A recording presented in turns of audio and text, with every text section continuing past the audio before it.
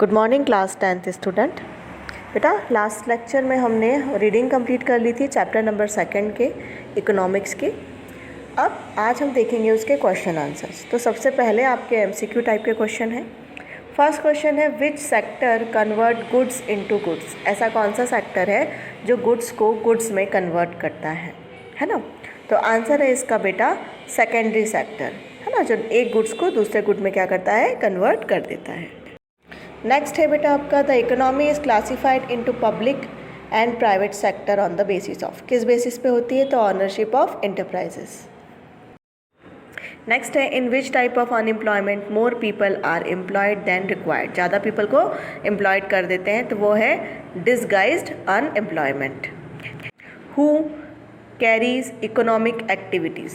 कौन कैरीज करता है इकोनॉमिक एक्टिविटीज़ को, ऑल द अबव। जितनी फील्ड्स यहाँ पर दी हैं वो सारी ही करती हैं। नेक्स्ट है which sector include the unit producing services. कौन प्रोड्यूस करता है, ट्राइटरी सेक्टर। ठीक है, तो ये MCQ 5 है आपके। इसके बाद आते हैं बेटा फिलअप। ये फिलअप बेटा आपकी बुक में दिए हुए हैं पेज नंबर 35 पर। ठीक है, इन फिलअप के अंदर क्या क्या आंसर आएंगे, देखिए ब्रैकेट में आंसर्स भी दिए हुए हैं इनके। इसमें से आपको सिलेक्ट करके बताना है कि कौन से आंसर इसके अंदर आएंगे। ठीक है, तो आंसर्स देख लीजिए आप। देखिए फर्स्ट में आएगा हैज़ नॉट, सेकंड में आएगा टेरिटरी सेक्टर, थर्ड में आएगा आपका ऑर्गेनाइज सेक्टर, फोर्थ में आएगा लार्ज, फिफ्थ में आएगा नेचुरल और सिक्स्थ में आएगा बेटा इंडिपेंडेंट। ठीक है, ये जो बेटा चूज़ द करेक्ट है ये आपकी बुक में दिए हुए हैं।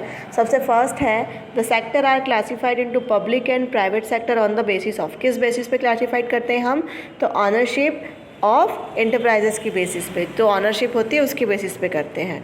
नेक्स्ट है production of commodity mostly through the natural process is an activity in. ये कौन से इसमें है, प्राइमरी सेक्टर में। नेक्स्ट है GDP is the total value of dash produce during a particular area. किसको हम बोलते हैं, all final goods and services. जितनी भी गुड्स एंड सर्विसेज होती है उनको सबको उसमें वहाँ पर इंक्लूड कर लिया जाता है। नेक्स्ट है in terms of GDP the share of territory sector in 2003। कितना शेयर किया था टेरिटरी सेक्टर इन 2003 में, तो 50% to 60%, 50 to 60% कॉन्ट्रीब्यूशन था टेरिटरी सेक्टर का 2003 में GDP के लिए। नेक्स्ट है बेटा आपके मैचअप, जो कि आपके बुक के पेज नंबर 36 पे दिए हुए हैं। मैं डायरेक्टली आपको आंसर सेंड कर रही हूँ। फर्स्ट है आपका अनइरिगेटेड लैंड, उसका क्या यूज़ किया था, तो constructed of canals by the government. Second है low prices for crops, procurement of food grains by government. Options दे दिए हैं मैंने आपको। ठीक है, थर्ड है debit burden, the bank to provide credit with low interest. तो ये सब आपको डायरेक्टली आंसर लिखना है ना बेटा। Next no job in the off season, तो setting up agro based mills. And fifth है इसका point complete to sell their grains to the local traders soon after harvested, तो कंपेरेटिव मार्केटिंग सोसाइटीज़। ठीक है बेटा, अब नेक्स्ट है बेटा आपके, अब देखिए find the odd one out and say why, है ना। इसमें से ऑड को बाहर निकालना है, ऑड वन जो होंगे, और ये बताना है कि वो क्यों ऑड है। तो पहले जो 4 ऑप्शन है उसके अंदर से टूरिस्ट गाइड, धोबी, टेलर और पॉटर की बात की गई, तो इसमें से ऑड कौन सा है वो बताना है और क्यों है ये भी बताना है। सेकेंड है teacher, doctor, vegetable vendor and lawyer. इन चारों ग्रुप में से कौन इसके अंदर ऑड है ये बताना है। फिर नेक्स्ट है postman, cobbler, soldier, police, constable. अब इसमें से कौन सा ऑड वन है इन चारों में से। नेक्स्ट है MTNL, Indian Railway, Air India, Sahara airline and all India radio. अब इन चारों में से भी कौन ऑड है ये बताना है और रीज़न के साथ में बताना है। ठीक है, तो कौन कौन से ऑड है मैं आपको बता देती हूँ, आंसर आप देख लीजिए और क्या है रीज़न वो भी आप समझ लीजिए। तो देखिए बेटा जो फर्स्ट ग्रुप था उसमें से टूरिस्ट गाइड जो था वो ऑड था।